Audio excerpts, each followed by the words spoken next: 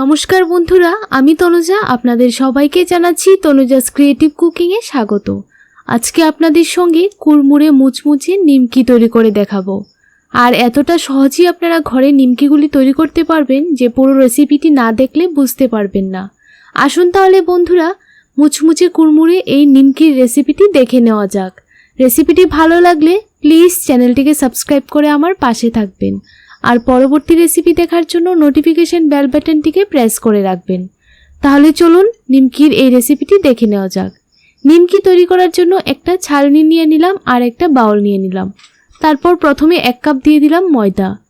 আমি total 3 cup দিয়ে এই নিমকিগুলি তৈরি করব। আপনাদের ইচ্ছে অনুযায়ী ময়দা এখানে ব্যবহার করতে পারেন। 3 কাপ ময়দা ওজনে প্রায় 300 গ্রামের মতো হবে। এবার পরিমাণ মতো দিয়ে দিলাম নুন আর অল্প একটু দিয়ে দিলাম কালো জিরে। তারপর একটু সময় মিশিয়ে নিতে হবে। এবার 2 টিস্পুন দিয়ে দিচ্ছি রিফাইন্ড অয়েল। ভালোভাবে এবার হাতের সাহায্যে ময়ান দিয়ে দিতে হবে যেন ময়দার সঙ্গে খুব ভালোভাবে তেলটা মিশে যায়। দেখুন ঠিক এইরকমভাবে মিশিয়ে নিয়েছি আর হাতের মুঠে চলে আসছে, তার মানে খুব ভালোভাবে ময়দাটা ময়ান দেওয়া হয়ে গেছে।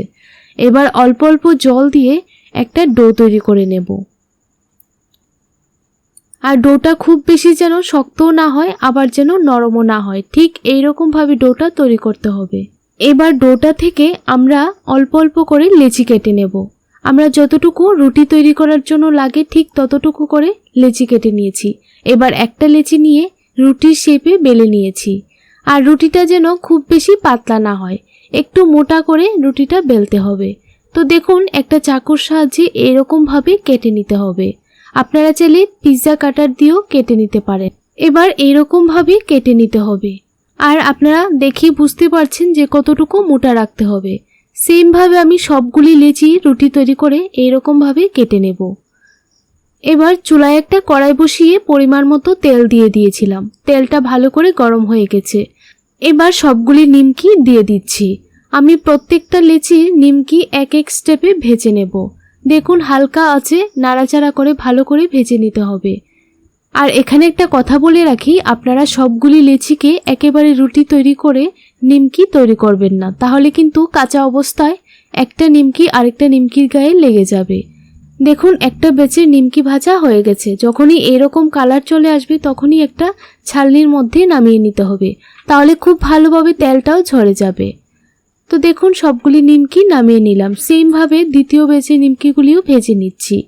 বন্ধুরা রেসিপিটি খুবই সহজ, খেতেও খুব ভালো লাগে। এইভাবে নিমকি তৈরি করে 5 থেকে 7 দিনের মতো স্টোর করে রাখতে পারবেন। খেতে এতটাই ভালো লাগে, চায়ের সঙ্গে বা এমনিতেই খেতে খুব ভালো লাগে। রেসিপিটি কেমন লাগলো অবশ্যই কমেন্ট করে জানাবেন। ভালো লাগলে ভিডিওটিতে একটা লাইক করে দেবেন। আর আপনারা এখনও যারা আমার চ্যানেলটিকে সাবস্ক্রাইব করেননি প্লিজ চ্যানেলটিকে সাবস্ক্রাইব করে আমার পাশে থাকবেন। তাহলে বন্ধুরা আজকের জন্য এতটুকুই। দেখা হচ্ছে নতুন আরেকটি রেসিপি নিয়ে। আপনারা সবাই ভালো থাকবেন, সুস্থ থাকবেন।